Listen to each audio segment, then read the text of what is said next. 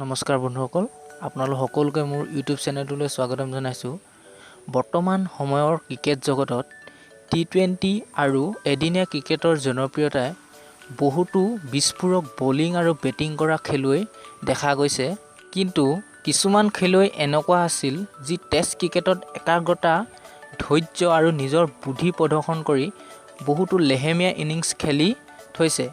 আমি টেষ্ট ক্ৰিকেটত আটাইতকৈ লেহেমীয়া ইনিংছ খেলা 10জন বেটছমেনৰ বিষয়ে আজি আলোচনা কৰিম।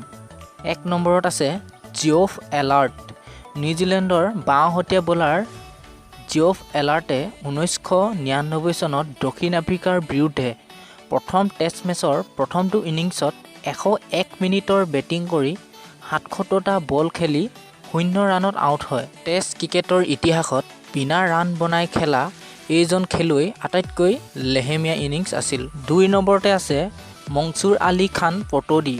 ভাৰতৰ এইজন যুৱ ক্ৰিকেটাৰ মনছুৰ আলী খান পটৌডিয়ে 1973 চনত ইংলেণ্ডৰ বিৰুদ্ধে মুম্বাইত খেলা 5 নম্বৰখন টেষ্ট মেচত দ্বিতীয় ইনিংছত বেট ধৰি 102 মিনিট সময় বেটিং কৰি 84টা বল খেলি মাত্ৰ 5 ৰান বনাই আউট হয়।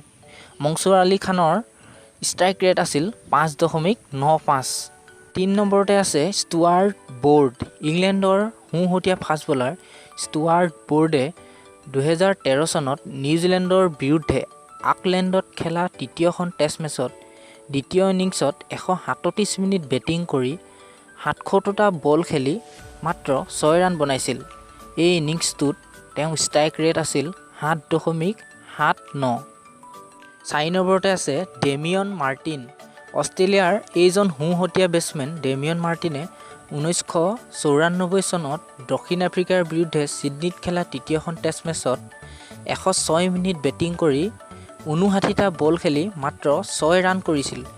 এই ইনিংছটোত তেওঁৰ ষ্ট্ৰাইক ৰেট আছিল 10.16। 5 নম্বৰতে আছে জিঅফ মিলাৰ।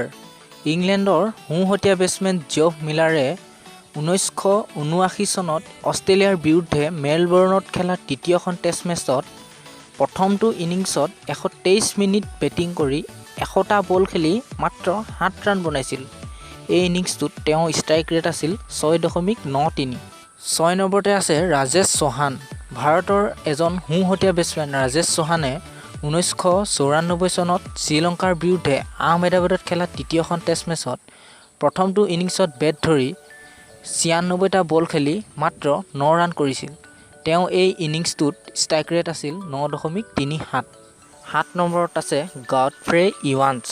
ইংলেণ্ডৰ এইজন সোঁহতীয়া উইকেটকিপাৰ বেটছমেন গডফ্ৰে ইৱান্সে 1947 চনত অষ্ট্ৰেলিয়াৰ বিৰুদ্ধে খেলা চতুৰ্থখন টেষ্ট মেচত দ্বিতীয় ইনিংছত বেট ধৰি 133 মিনিট বেটিং কৰি 96টা বল খেলি মাত্ৰ 10 ৰান কৰিছিল। তেওঁ এই ইনিংছটোত ষ্ট্ৰাইক ৰেট আছিল 10.41। 8 নম্বৰত আছে ভাৰতীয় পূৰ্ব কেপ্টেইন অৰ্থাৎ ৰাহুল দ্ৰাবিড়ে 2007 চনত ইংলেণ্ডৰ বিৰুদ্ধে খেলা তৃতীয়খন টেষ্ট মেচত দ্বিতীয় ইনিংছত 140 মিনিট বেটিং কৰি 96টা বলত মাত্ৰ 12 ৰান কৰিবলৈ সক্ষম হৈছিল আৰু তেওঁ এই ইনিংছটোত ষ্ট্ৰাইক ৰেট আছিল 12.50। 9 নম্বৰতে আছে ডেনি মৰিছন।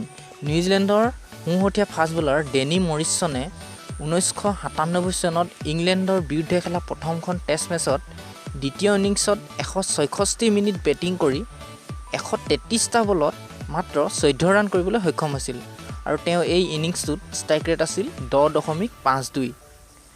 এয়াই আছিল টেষ্ট ক্ৰিকেটৰ ইতিহাসত কিছুমান বেটছমেনে খেলা আটাইতকৈ লেহেমীয়া ইনিংছ। আশা কৰোঁ আপোনালোকে ভিডিঅ'টো চাই ভাল পালে।